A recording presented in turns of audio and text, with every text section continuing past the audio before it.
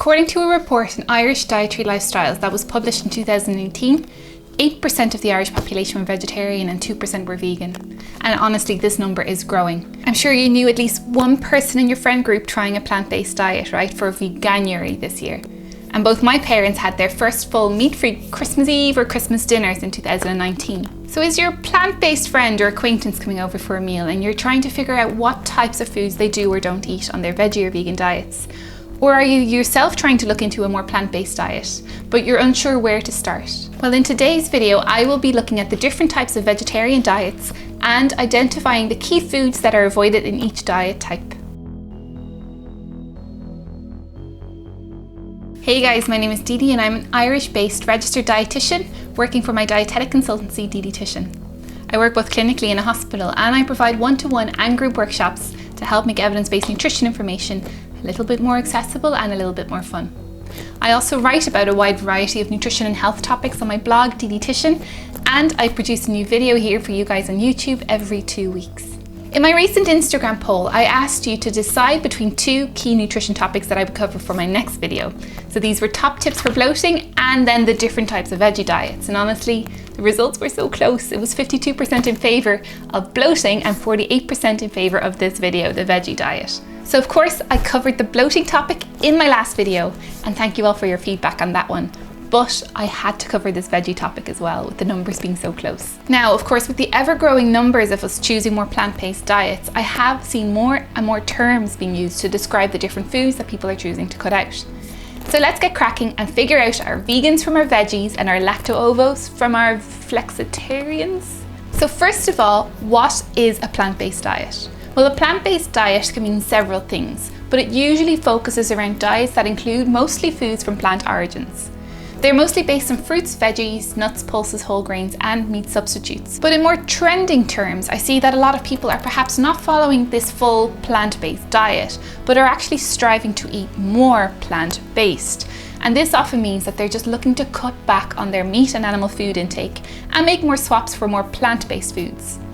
Now, there are different ways in which people swap towards a more plant-based diet.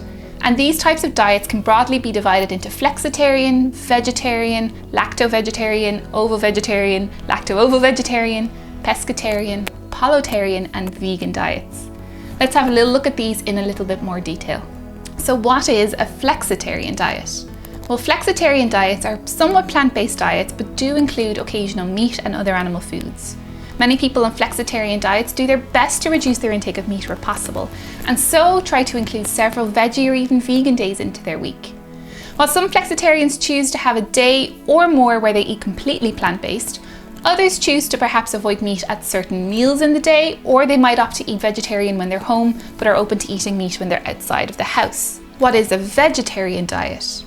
Vegetarian diets usually exclude all meat, fish and poultry. However, veggie diets may include eggs and dairy. And so we tend to divide this diet further into lacto, ovo or lacto-ovo vegetarian. Now be aware that some vegetarians also choose to avoid foods that contain meat-based ingredients, such as gelatin, meat drippings and meat juices. So here think things like gravies, goose fat.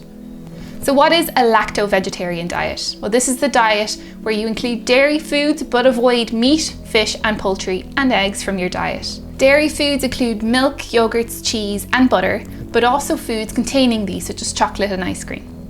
Now, what is an ovo-vegetarian diet? Well, this is a veggie diet where you include eggs but where you avoid meat, fish, poultry and dairy foods. Then what is the lacto-ovo-vegetarian diet? Well, this is a type of vegetarian diet where you include both eggs and dairy in your diet, but you continue to avoid the meat, fish and poultry.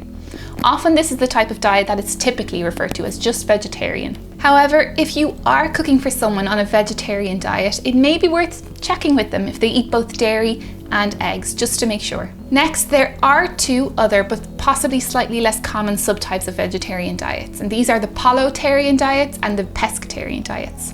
However, some people see these diet types as more verging on flexitarian diets rather than vegetarian diets. What is a pollotarian diet? Now, in this type of diet, you avoid red meat, so for example beef, pork, lamb and venison, and fish, but you do eat some poultry and fowl. Then in a pescatarian diet, it's a type of diet where someone will eat fish and seafood but will avoid meat and poultry.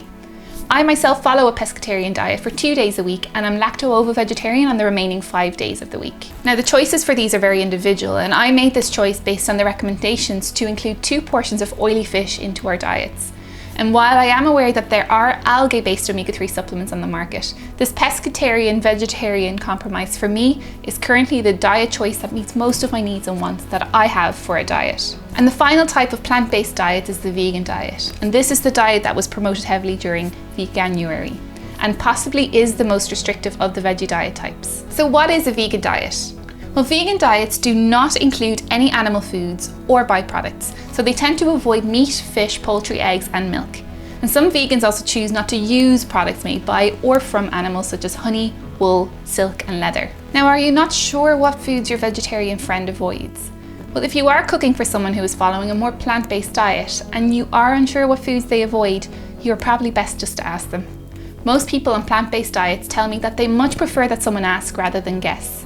They often know firsthand themselves how complicated it was to take on their diet or to choose meals when they're eating out that suit their choices. And also feel free to check how your friend will feel about their plant-based foods being cooked near animal foods, because while some veggies are completely fine with their veggie burgers being cooked on a communal barbecue, some vegetarians may feel a little bit uncomfortable with the idea. Are you trying to eat more plant-based but not sure where to start?